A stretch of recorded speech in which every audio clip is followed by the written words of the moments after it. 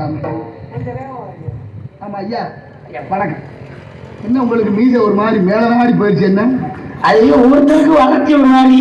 எனக்கு வளர்ச்சி நட்டம் நினைக்கிறது. வளர்ச்சி இது வளர்ந்து ஒன்றும் பண்ண முடியாது. அப்புறம் எது தெளிவா இருக்கணுமோ அது தெளிவா இருக்கணும். ஏய் என்ன பண்ற? தெளிவாக வளரணும், அறிவும் வளரணும், அதுதான்டா வளர்ச்சி. ஆண்டவன் படைப்புல எல்லாருக்கும் 6 அறிவு தான்.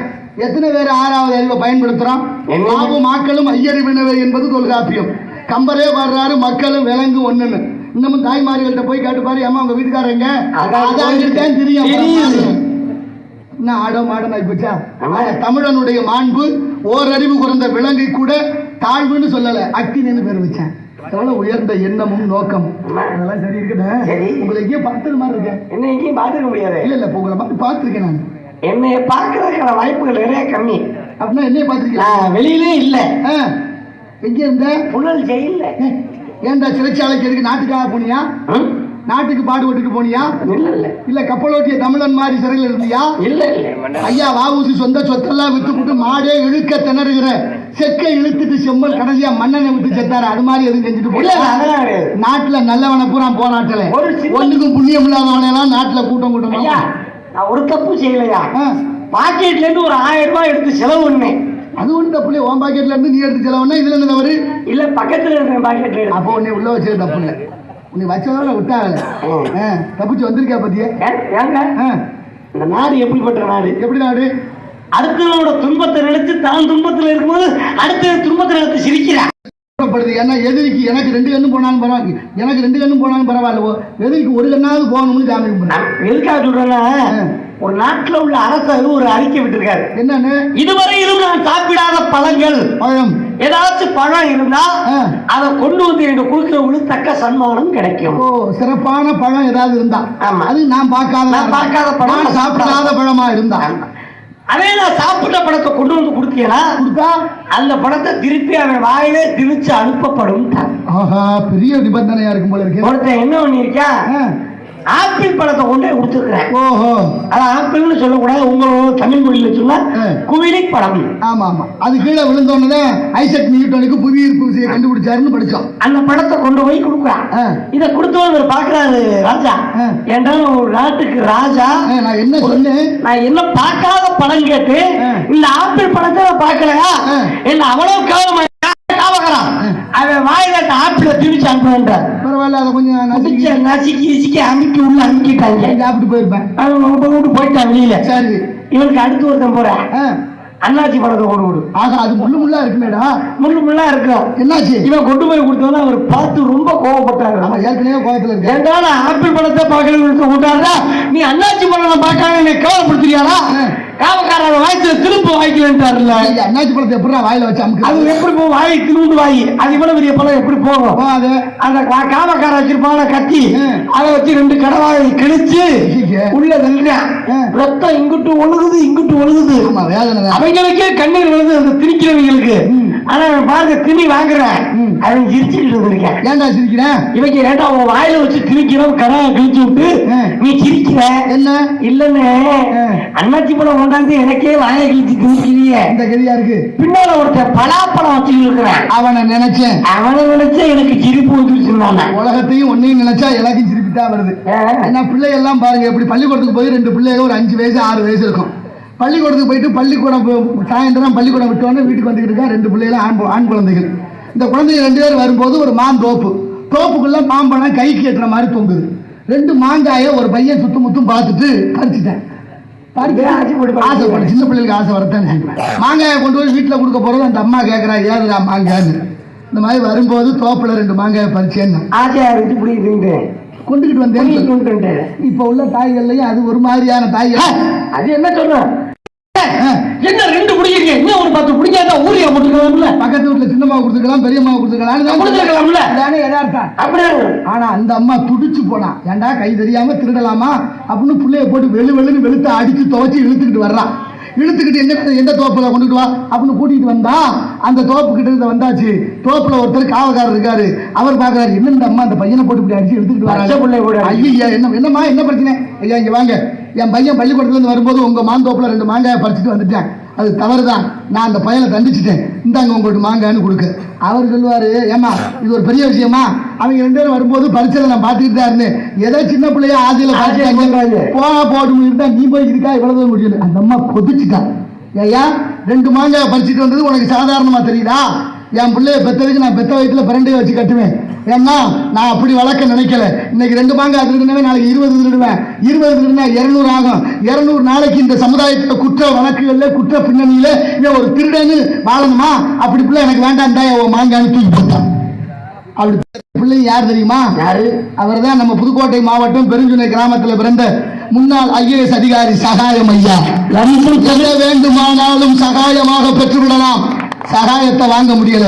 அவருக்கே கொலை நிறுத்துவாள். எப்படிப்பட்ட ஒரு அதிகாரிகள் மிரட்ட. நாட்டில் என்ன இருந்தது? நேர்மையா நடக்கிறவன பொழைக்க தெரியாதவன், நேர்மையா இருக்கிறவன பூரா பொழைக்க தெரியாதவன். என்னென்ன கொலை குற்றம் கொள்ளையடிப்பு எத்தனை குற்றம் பண்றானோ அவன் பூரா பொழைக்க தெரிஞ்சவனா. அவங்க சமுதாயத்துல நாளைக்கு சொல்லி கொடுக்குறாங்க. நம்ம நாடு எப்படி போட்டேன் நேர்ல இருந்து வரேன். என்னமோ சொல்ல வந்தீங்க. என்ன நாடு? நாடு எப்படிப்பட்ட நாடு தெரியுமா? எப்படி? ஜப்பான் நாட்டு தவளை, இந்திய தமிழ்நாட்டு தவளை, அமெரிக்க நாட்டு தவளை. சரி, 3 தவளையும் 3 அண்டாவில போட்டு வச்சிருக்கான். சரி, ஜப்பான் நாட்டு தவளைக்கு 8 பூட்டு போட்டுட்டான். ஆனா தப்பி ஓடி போயிருமுன்னு. அமெரிக்கா நாட்டு தவளைக்கு 10 பூட்டு. அவங்களும் பாதுகாப்பு பலப்படுத்திட்டு. ஆனா தமிழ்நாட்டு தவளைய தொடர்ந்து வச்சிருக்காங்க. அப்படி அதை தமிழ் மாதிரி ஒருத்தர் கேட்கிறாரு, போய் பார்த்தவர் வேண்டாம் அப்படின்னு. அப்ப ஒருத்தர் சொல்லிக்க, ஜப்பான் நாடு அது ஒரு நாளைக்கு கொஞ்ச நேரம் தான் தூங்குவேன், 24 மணி நேரத்துல 4 மணி நேரம் தூங்குவேன். மற்ற நேரம் இந்த வேலையை பார்ப்பேன், இது பிடிக்கிறதே அடுத்த வேலையை பார்க்க ஆரம்பிச்சிருவேன். அதனால அறிமுகம் வச்சிரு பெரிய ஆளு தப்பிச்சு ஓடிடும், ஒன்னு உதவி பண்ணி அப்படின்னு. ஏன் அமெரிக்கா நாடு தவிர அதை பணம் எடுத்து பெரிய ஆளு, ஒரு ஆள் 7 இருந்தாலும் பணத்தை கொடுத்து ஒருத்தர் பெரிய ஆக்கிடுவேன். அப்புறம் எங்க தமிழ்நாட்டு தவளை மட்டும் திறந்து வச்சிருக்கீங்க? அது ஒண்ணு தப்பிச்சு போனா இன்னொன்னு பிடிச்சி உள்ள எடுத்து போட்டுரும். முன்னேற விடக்கூடாது முடிவு இருக்கு பாரு. எவ்வளவு மருத்துவத்துறையில படிக்கிற மாணவர்களுக்கு ஒரு ஆய்வு கட்டுரை சமர்ப்பிக்கணும். மருத்துவத்துறையில படிக்கிறவங்களுக்கு அந்த ஒரு மாணவன் ஒரு தவளையை கொண்டு வந்து ஆய்வு பண்றேன். தவளையை கொண்டு வந்து ஒரு காலை வெட்டுனேன். தவளை வேதனையோட துள்ளி குதிச்சிருச்சு. இப்ப எழுதுறான், தவளை ஒரு காலை இழந்தாலும் தாவும் எழுதியாச்சு. அடுத்து இன்னொரு காலையும் வெட்டினேன். தவளை இன்னொரு துயரத்தோட துயரமா தவி 2 காலோட போகும். இப்ப எழுதுறான், தவளை 2 காலை இழந்தாலும் தாவி குதிக்கும். தவளைக்கு 3வது காலையும் வெட்டினேன்.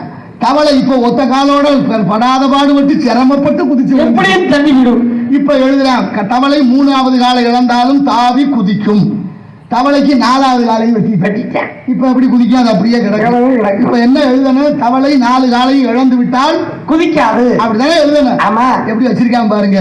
அதை எழுதுறேன், தவளைக்கு 4 கால் இல்லை என்றால் காது கேட்காமல் போய்விடும். எவ்வளவு அறிவாளி அடேங்கப்பா. அப்படின்னா எப்படி கற்பிக்கப்படுதுங்க? கற்றலின் கேட்டல் நன்று. போட்டோம். இங்க எவ்வளவு பெரிய தப்பா இருந்தாலும் சட்டப்படி செய்யலாம், சட்டப்படி செஞ்சா செய்யலாம். ஊருக்குள்ள சீட்டாடுனா பிடிச்சு கொண்ட உள்ள வைக்கும் காவல்துறை, வைக்கிறா இல்லையா? ஊருக்குள்ள சீட்டாடுனா உள்ள வைக்கிற காவல்துறை. அலைபேசிங்கிற செல்போன்ல ஆன்லைன் ரம்மி வந்து இது வரைக்கும் 200 பேர் செத்தாச்சு, காவல்துறை அதிகாரிகள் உள்பட. எங்க ஊர்ல நம்மளும் ஒருத்தர் விளையாண்டுட்டு இருக்கேன், பாத்தியா, கோடி கோடியா செலவழிக்கிட்டு இருக்கேன். என்ன கதியாக போறான்னு தெரியல, தெரியுதுன்னு நினைக்கிறேன் உனக்கு ஆளு. அப்ப எப்படி எல்லாம் இருக்கு பாருங்க. அவன் கேட்கறான் பாருங்க, அவன் சொல்றேன் போஸ்ட் அடிச்சு ஒட்டுவோம் என்ன போற உனக்கு என்ன வேலை பாருடி.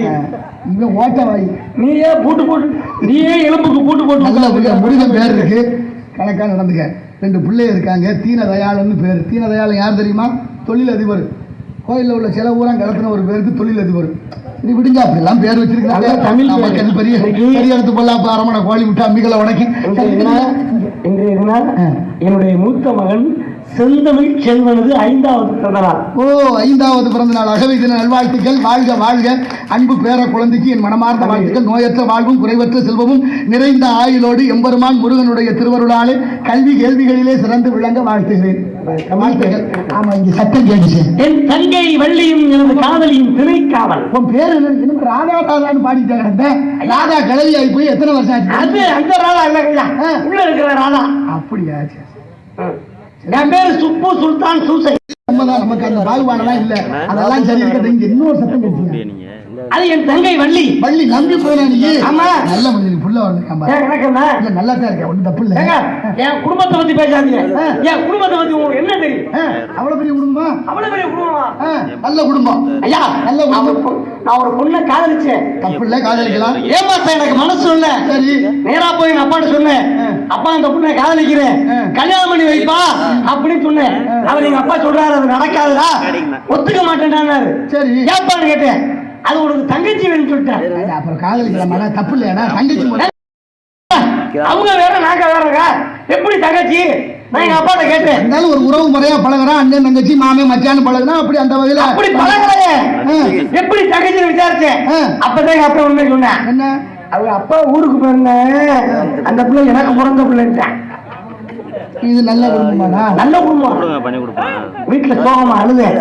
தாய் இருக்காளே பத்தி நீ தெரியுமா? ஆமா, உங்க அம்மா வந்து கேட்டா என்ன அப்படி அழுது? இல்லம்மா அந்த பிள்ளைய காதலிச்சேன், உன் பிடிச்ச உனக்கு துரோகம் பண்ணிட்டாருன்னு அந்த பிள்ளை அப்பாவுக்கு பிறந்ததா, எனக்கு தங்கச்சிமா அதை எப்படிமா கல்யாணம் பண்ணிக்கிறது? நீ ஆசைப்பட்ட பிள்ளை நீ கல்யாணம் பண்ணிக்கிட்டு அம்மா, எப்படிமா அந்த பிள்ளை நான் கல்யாணம் பண்ணிக்கிறேன்? போடா, உன்னையுமே உங்க அப்பா பக்கத்துல ஏற்ற விட்டுக்காரங்க ஒண்ணு விட்டு மானங்கிட்ட நம்மளோட இருக்காரு. இத போய் நான் கேட்டுக்கிட்டு கேவலப்பட்டேன். எப்படி நல்ல குடும்பம்டா? அப்புறம் அந்த பிள்ளை கல்யாணம் பண்ணிட்டேன். கல்யாணம் பண்ணி புள்ள பிறந்துருச்சு. புள்ள பிறந்த நேரம் நல்லா இருக்காண்டு ஜோசியத்தை சாதம் பார்க்க போனேன். சரி, அவர் பார்த்துட்டு சொன்னாரு, தம்பி உன் புள்ள நல்ல யோகத்துல பிறந்திருக்கு, யார என்ன சொல்லி கூப்பிடுறாங்களோ அவங்க செத்து போறாங்க. கத்தி புத்தி வருகிற தாத்தா நினைச்சு எங்க அப்பா குலேஷ். அப்புறம் கொஞ்ச நாள் கிடைச்சு பாட்டி நினைச்சு எங்க அம்மா குலேஷ் போச்சுடா. அப்பதான் நான் நினைச்சேன் நமக்கு புள்ள பிறக்கல, குட்டி சாத்தா பிறந்திருக்கு. திடீர்னு ஒரு நாள் அம்மா நினைச்சல என் பொண்டாட்டி அவுட்டு. என்னடா கொடுமையா? நான் ஊரை விட்டு ஓடுறது துணிமணியா சுருக்கிட்டேன். ஊருக்கார பிடிச்சிட்டாங்க. ஏன்டா உன் பொண்டாட்டி சேர்த்து 30 நாள் ஓடுவோம்ல, என்னடா ஊரை விட்டு ஓட உட்கார நமக்கு சாவு உறுதி ஆயிடுச்சு. ஐயோ, திடீர்னு வந்து அப்பா இருந்துச்சு இல்ல, சோழி முடிஞ்சிருச்சு. நல்லா இருக்குது. அப்புறம் செத்த பக்கத்து வீட்டுக்கார சேர்த்து போதும்டா சாமி, பள்ளியை கூப்பிடுறாங்க நல்லா இருப்பேன். என் குடும்பத்தில் இல்லையா 4 பேர் திருச்சி கொடுக்குறக்காக சொல்லி அந்த காலத்துல ஒரு பாட்டு எழுதியிருக்கா தெரியுமா? கற்பா மானமான் கண்ணகியான் சீதையான் கடைத்தறிவு விற்குதடா. எந்த பாட்டு வேணா சொல்ல, அந்த பாட்டுனால 5 வருஷம் ஒரு பிள்ளையா கூட நடிக்கல.